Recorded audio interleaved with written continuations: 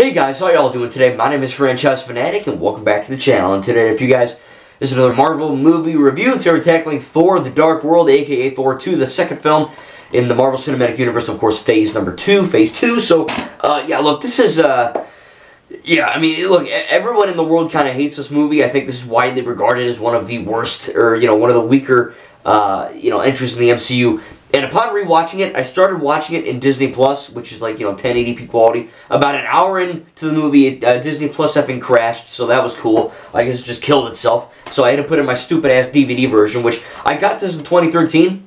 So, but, I gotta get this one on Blu-ray. But basically, this movie is very special to me because I saw it in theaters back in 2013 when it came out.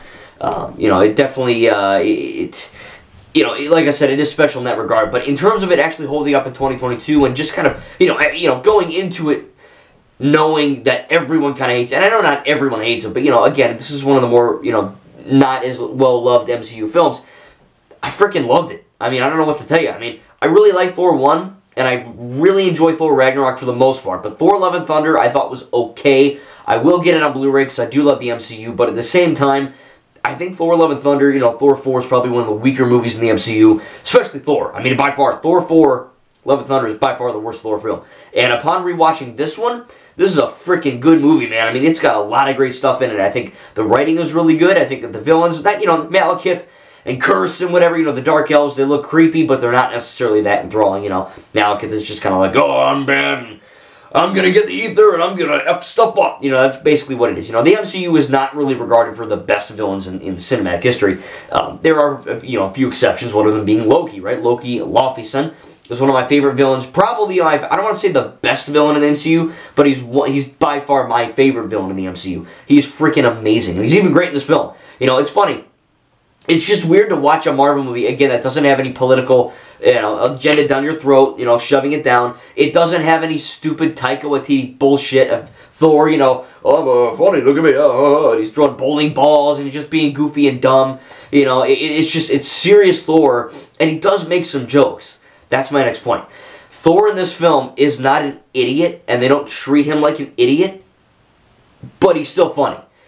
And he still gets the point across that he's Thor, and he's not to be screwed with. That is the best part about Thor in this film. Loki, yes, he's evil, but there are moments where he shows that he can be a compassionate and, I don't want to say good, but more of a good person than he, overall would be in, say, Thor or the Avengers or, whatever. But he's good in this film to a degree. He does some selfless things, right? He saves Jane from the fudge, the freaking dark elf, grenade thing that morphs you into different dimensions. I mean, that's pretty cool that he does that kind of stuff. And there are moments, he's like, ta-da, and he just, kind of goes through there, and he just kind of, he smiles and he's happy and he's giddy, and, it doesn't make you want to smile because it's crazy, but, it gives the audience and myself this glee that, there is some essence under Loki that isn't just complete madness and killer, you know what I mean? There's a part of him that wants to be loved by his brother, his mother, his father, and all that, but it's kind of hard for him to show that. And he kind of does it in kind of, it's pretty effed up way. So he's very, he's a very three-dimensional villain. And to see that in this film, he's actually, there are moments where, it's just Loki and Thor just in their Dark Elf ship escaping Asgard, they're going to Svartalheim or wherever they're going. It's just, the Dark Elves are freaking out and they're having the chase scene and there's quips and there's jokes, but it's not to the degree, Thor Ragnarok has a very different style of comedy, whereas, especially in Love and Thunder, but it's also in Ragnarok, there are a lot of funny moments in Ragnarok and Love and Thunder, but a lot of them don't land as well as they should because the whole movie is a comedy. The whole thing, even Taika Waititi was interviewed for Love and Thunder, and he's like, yeah, man, nothing's supposed to be taken seriously. It's all a fucking joke, mate. It's all gab. It's all funny. And when you don't take your movie seriously as a director, and you're making jokes like, oh, yeah, the CGI budget's not too good here, is it? And you're just, I get it. He's funny. He's a comedy guy. I get it. You make jokes. But don't make jokes at the expense of the character and the plot, which is what he did. This film, directed by, Alan Taylor? Yeah, I think he did Game of Thrones or something. He definitely took the source material seriously, but still imbued that kind of sense of, joy that you get from seeing Asgard and all the 9 realms or whatever. And you also get the, I don't want to say joy, but, the funny aspects of, this world. There are quips and there are jokes, but more of them land in this film, which is a more serious film than, say, Love and Thunder, or even Ragnarok, where there's supposed to be comedies, and everything's a funny joke, you know what I mean? this is how you do Thor correctly. Because you have all these crazy elements, you know, it shouldn't be taken seriously. I said this in my first Thor review. There's a guy with a freaking magic hammer with a red cape, and he's saving dark elves, and a girl, and Loki's making holograms, Norse mythology and Asgard. It should be a complete freaking train wreck and a big mind boggler.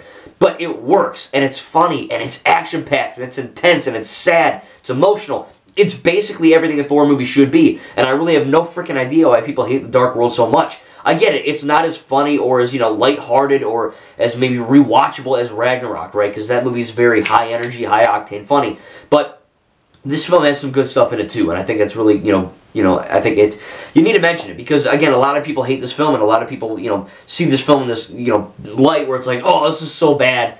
And it's horrible, and it's this and it's that. Don't watch it. It's you know, it's the Incredible Hulk style of bad. And upon it, again, this rewatch, I've always enjoyed it, but I have to say, this is probably tied with Thor 1, maybe even Ragnarok. I'd have to, you know, when I rewatch it down the line in a, you know, few videos, I'll tell you my updated ranking. But as far as I'm aware right now, again, this is probably better than Love and Thunder for sure. But is it better than Ragnarok? I'm not too sure. Again, I'll tell you that review when I get to that, or that point when I review Ragnarok. But I enjoyed it. I think, you know, like I said, probably the weaker aspects of the villains, right? It's not that intense. You know, Malekith is just, oh, I'm a bad guy, and he's saying some lines in his dark elf language, and I mean, he's menacing.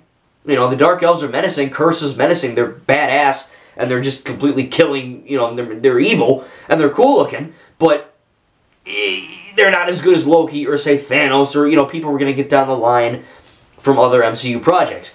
Not to say they're horrible, but, you know, like I said, the MCU never has that great of a track record with their villains. I think DC, just, you know, forgetting the movies and the comics, whatever, I think overall DC does have better villains than Marvel does, just in general. But it's not horrible. It is what it is. But, again, man, I think it's very funny at times, and it actually earns its comedy. I think that the, you know, intense moments are really intense, and it's really cool to see, again, that character growth for Loki. You know, he is a bad person, but he's not, I don't want to say that. He's not a bad person, but he makes bad choices. You know, that's the key to him. There are moments where it's fleeting, but there are moments where, like I said, he saves Padme or Natalie Portman. He saves Jane from, you know, the actual attacks on Svartalheim. He throws her out of the way. He cuts freaking Thor's hand off, and you're like, oh shit, he's bad. And then it turns out, oh, it's a mirage thing. You know, it's a hologram.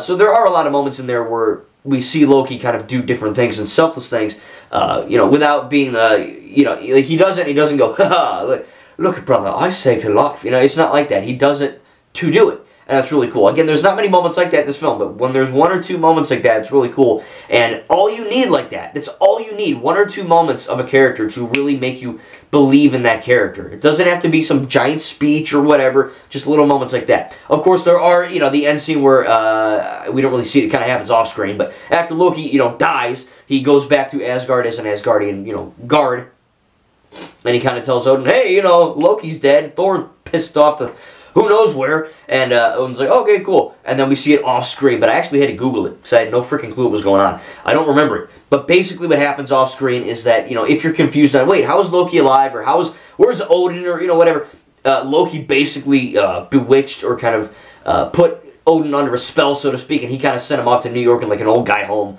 which is kind of funny. But at the same time, I think we actually see that in Ragnarok. I don't quite remember that scene. I know he's in it, but when I rewatch it, I'll let you guys know. But that's basically what happens. Loki is now on the throne, denounced to Thor and basically everyone on Asgard, which is, you know, look, he is the bad guy. He is a bad guy at his core. But there are moments in that where you kind of see the underlying core of his character, and it's really cool to see that in this film. But overall, I think, like I said, going back to this style of MCU filmmaking again, where there's no agenda, it's just a good story overall. The CGI guys aren't being worked to death like slaves, and they can actually do a good job. It doesn't look like horse poop when you're watching it, right? Love and Thunder. But there's also moments, again, where the director took the character seriously, and the world seriously, and the mythology of the MCU, of the, you know, Thor MCU mythology seriously, and actually made a funny movie that is not a comedy. This is not supposed to be a comedy. This is an action drama like the MCU is at its core, right? I know Guardians and Ant-Man and Thor, Ragnarok, Love and Thunder, there are more comedic films in the MCU.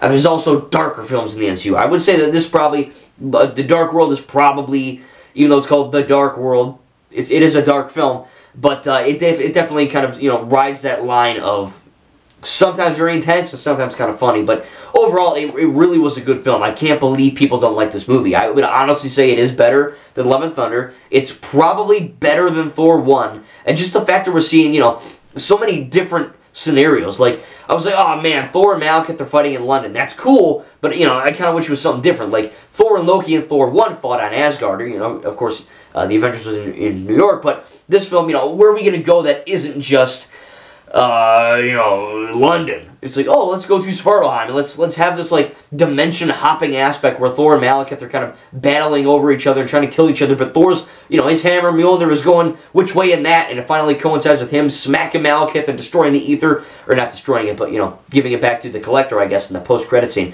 But it really is cool to see that there's different action scenes in here that actually are, you know, kind of unique. It's pretty cool. And to see people really hating on this film is kind of garbage, I think. I don't know. If you really don't like The Dark World, maybe rewatch it. I mean, it's a pretty good freaking movie. Again, I think it's better than Thor 1. And I don't hate Thor 1. I really enjoyed it. You can go watch that review. But I've only seen Love and Thunder once. I got to rewatch it on Blu-ray or Disney Plus, whatever, if it doesn't crash on me. Thanks, Internet. But I do think that this movie is, like I said, it's very good. As far as negatives, I really only have the one of, you know, Malekith and the bad guys not being that strong, but overall the CGI is good, the writing is good, the acting is good, the comedy is good. It's basically all landing for me. There's a lot of moments where I literally laughed out loud. Because again, the whole movie isn't supposed to be funny. So when there's funny moments, it actually makes sense to the characters in the world. You know, it's not Taika Waititi, and I don't hate Taika Waititi, he's a very good director, right? Ragnarok is a very well shot film. It's a good film. So is Love and Thunder. But there's just moments in those two films, especially Love and Thunder, that, again, the comedy really outweighs what it should be doing. And there are reasons in canon why Thor is more jokey in those films. We see it in Thor 4, Love and Thunder. But it just feels weird to see Thor being like goofy and like a slapstick idiot all the time. This is Thor. This is Thor. He's dark, he's brooding, he's serious, but there are still moments of levity in him, and he still makes jokes, but not at the expense of himself and his character and the world. If that makes any sense. I don't hate Ragnarok, I don't hate Love and Thunder, but I'm just saying that I think Taika Waititi kind of missed the mark with the character of Thor, and Alan Taylor really freaking nailed it. Again, it's funny at the right moments. And I really think it's a good film. It's got great action, great set pieces, and it's just a lot of fun. So I'm going to give Thor The Dark World, I'll give it an A-. I think that the characters are good, but again, the villains are kind of bringing it down a little bit. There's one or two moments, too, I guess, where the CGI is kind of weird, especially Thor at the end, where Thor's talking to Odin, a.k.a. Loki, on the throne. You could clearly tell it's an effing green screen, but, you know, for 2013, there's always one or two moments in these Marvel movies that don't look the best, but overall, I really enjoyed Thor The Dark World, a lot better than what I remember, and it definitely beats the pants off Love and Thunder. Thank you, guys, and we'll see you in the next video.